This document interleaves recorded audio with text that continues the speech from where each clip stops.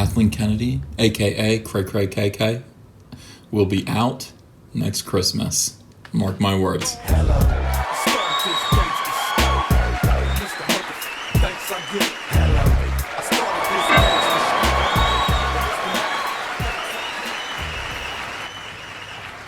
Yes, thank you very much. Welcome to Comic Artist Pro Secrets. I am Ethan Van Sciver, a comic book artist for 25 years, the illustrator of Jordan B. Peterson's 12 Rules for Life, and a great big Star Wars fan.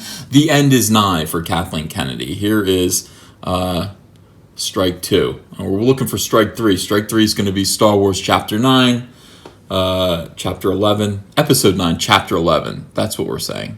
It is going to be Episode 9, but we'll spell Chapter 11 for Disney.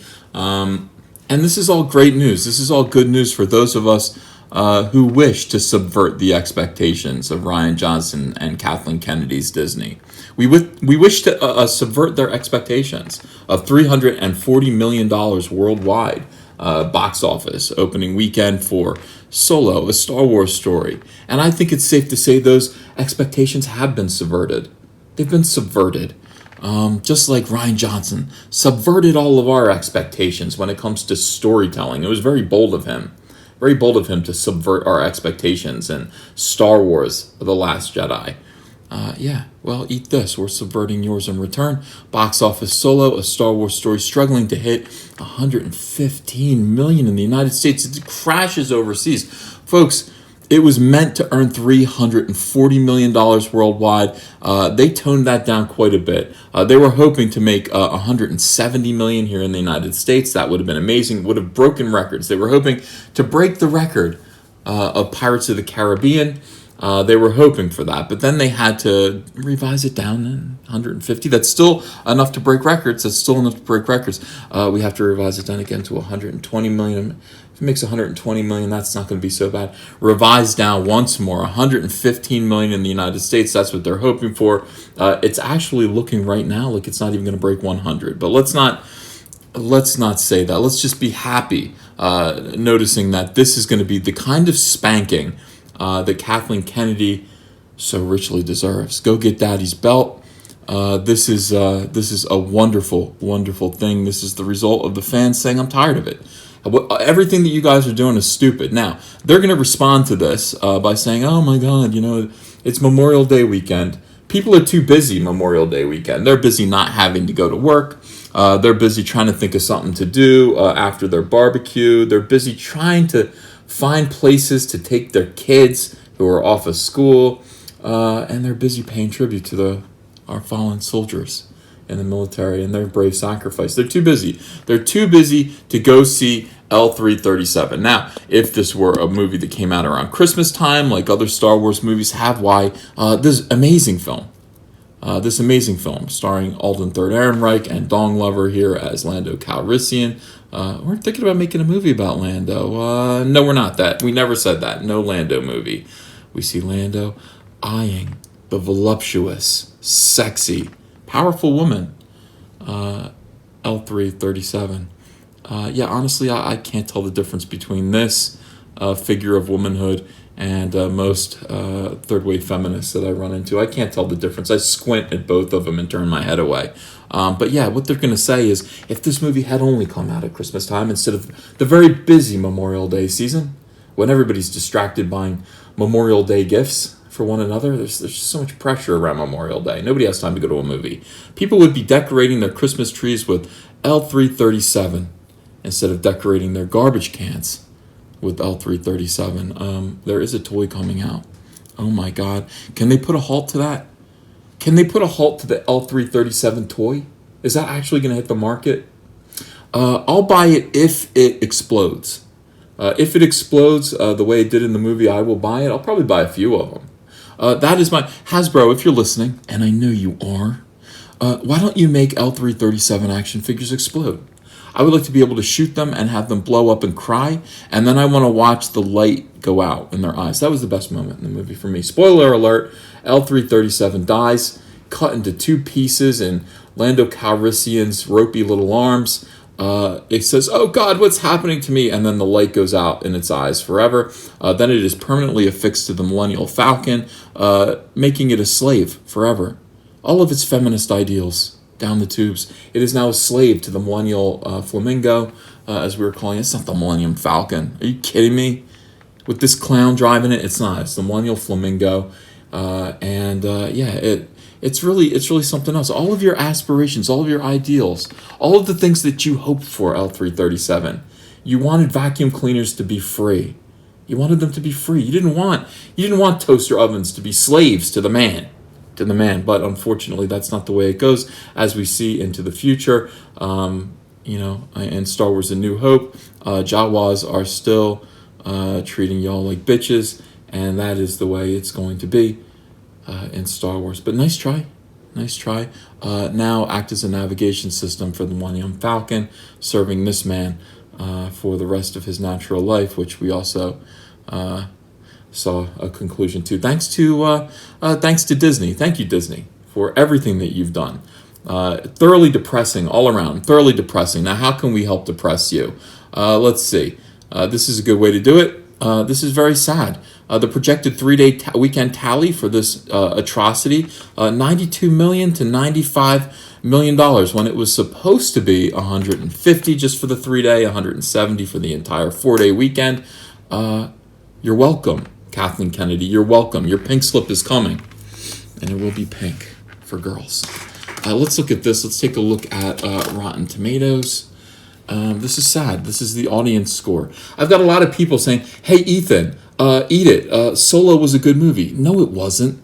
It wasn't a good movie. I won't hear of it. It was a terrible movie. I saw it. I was there in the theater. I saw it. It sucked. Sucked out loud. The problem is that your expectations have been lowered by the subversions of Rian Johnson. That severe-headed buffoon, he has lowered your expectations of a Star Wars movie.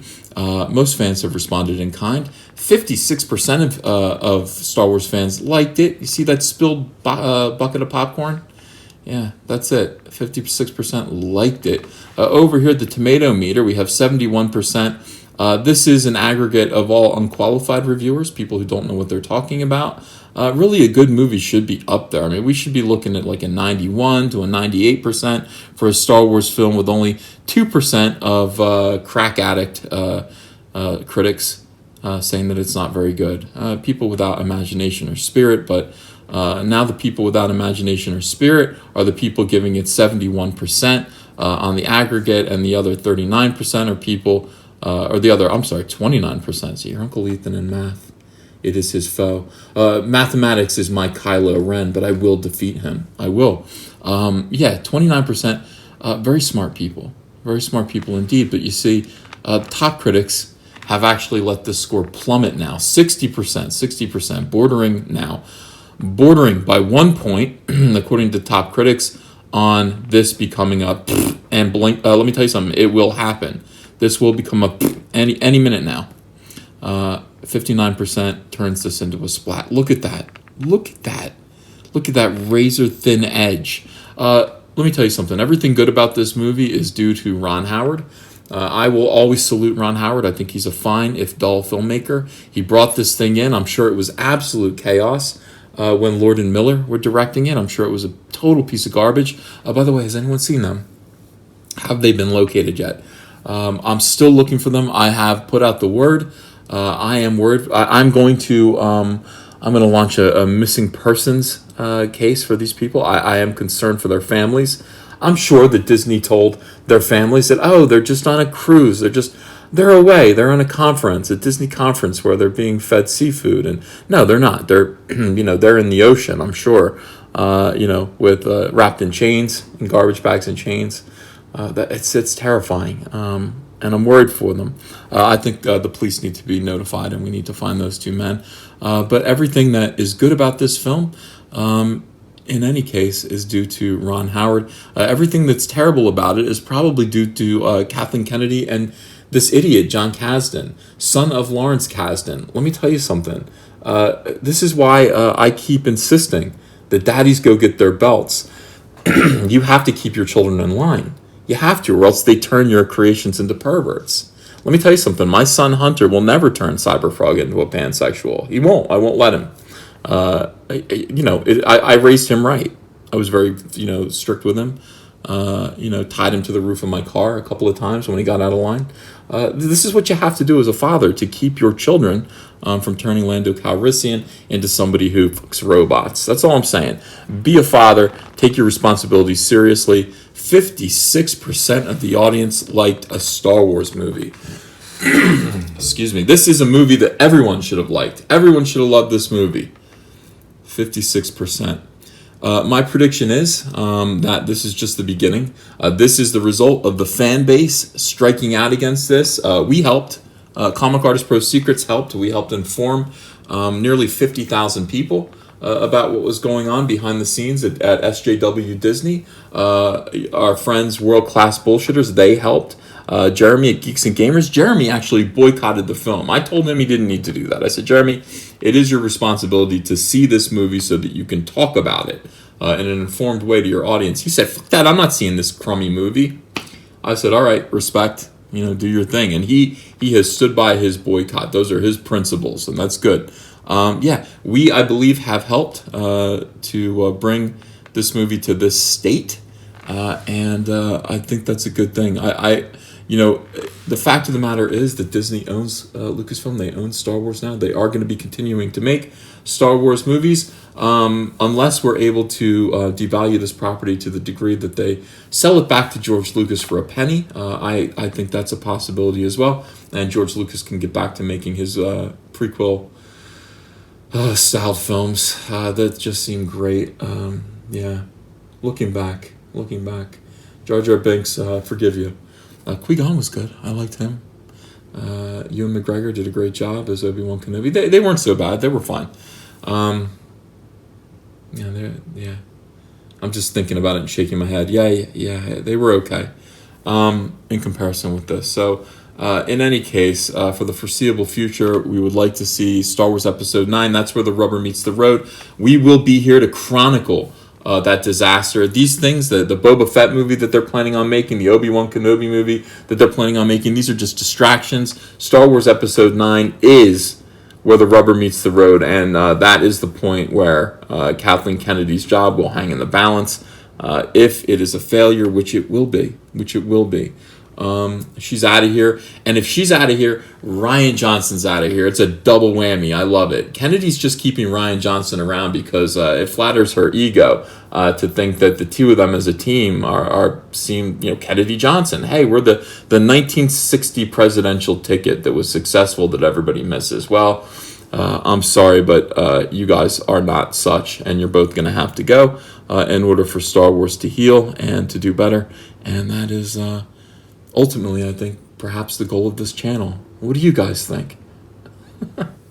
All right, cool. Listen, like this video. I want to hear some feedback from you guys about what your expectations are. Do you think at this point that this movie is going to break $100,000 or $100 million for this weekend? Do you think it's going to do it? Do you think it's going to actually fall below that threshold as the word gets out? As this word gets out, what do you think is going to happen? I'd like to know. Also, please like this video and subscribe if you haven't subscribed yet. Join our community. We need you here. You're very important. All right, guys. Thanks very much. See you later. Hey, want to follow me on Twitter? Okay, cool. I'm at Ethan Van Sciver. Talk to you there. Aren't you tired of this soy-based entertainment? Well, let the world know by ordering your Soylo, a Soy Wars Story t-shirt, or Tico, a Soy Wars Story t-shirt. Both come in all kinds of sizes from small to 5XL. We're sure we can fit you. And thank you very much for your support of the channel. The link is below in the description. Man, it's exciting. Suddenly I'm a t-shirt merchant as well. Humble Frog, Ink, and t-shirt merchant. Thanks, guys. So, many thanks and much love to everyone who supports this channel, whether you thumbs up a video or whether you have subscribed recently or whether you've just shared one of these videos on your social media. All of that is appreciated. And I want to thank everyone who has donated to my Patreon. Those are your names flying up the screen right now. If you'd like to become one of those people, why not subscribe to my Patreon by pledging $1 or more, $5 to get on this list per month. And I'm going to make a new scrolling credits sequence for June pretty soon. And also, I want to thank everyone who donates to the Super Chat during my live stream. All of you guys keep this channel going. You make it possible for me to upload so much great content every day. Thank you so much.